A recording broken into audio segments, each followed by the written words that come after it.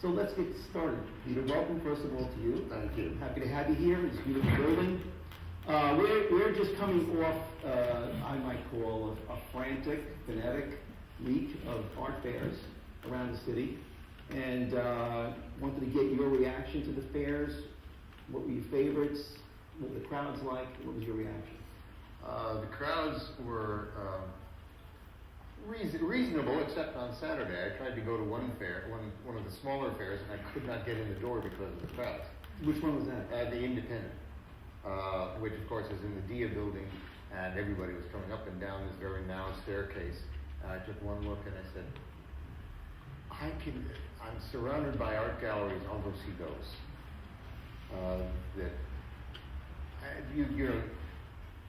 I didn't feel obligated to see every fair. I didn't feel, not only was it not possible, but it wasn't necessary. The advantage to have, and disadvantage both, to having a dozen art fairs in New York as opposed to 18 in Miami, is that in New York, if you can't get to one or don't want to go to one, or you can go to a museum, you can go to a bunch of galleries, so you can go have fun somewhere else. In Miami, that's what you're there for, except if you're there to do nothing about art, which is not fair to Miami, really. I mean, Miami has several good museums, several good galleries. The emphasis is on several.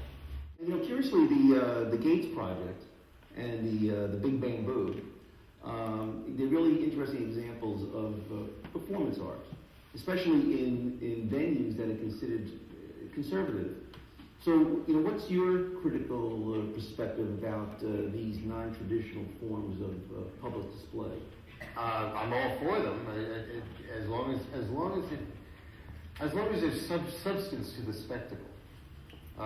They are, the aesthetic there is one of spectacle, but spectacle there should be used not for its own sake, but as a kind of carrier current for some sort of,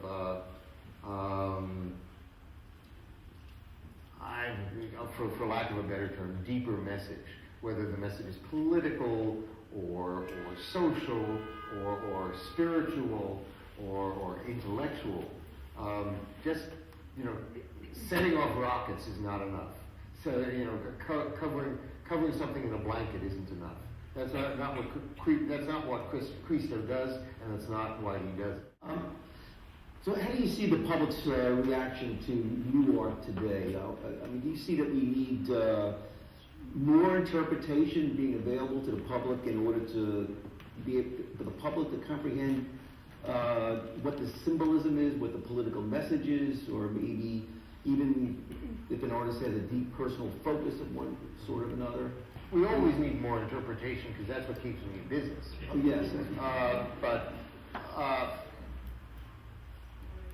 it's not so much the amount of interpretation, but the quality of the interpretation, and the worthiness of the work itself for presentation. Artwork always speaks for itself and never speaks for itself, or always speaks for itself as an entity, as something, as a phenomenon put in front of you, and never speaks for itself sufficiently, because there's always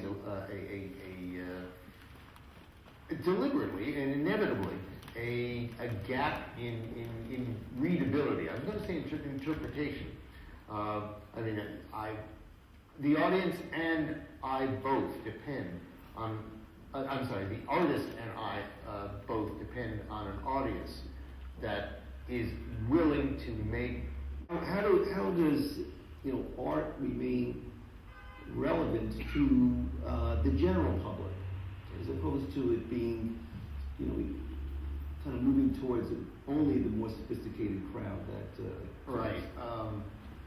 I think that you can't worry about your audience. You can only present what you do to your audience. I'm talking. An artist can only present what she or he does to the audience, and see who selects themselves to maintain interest.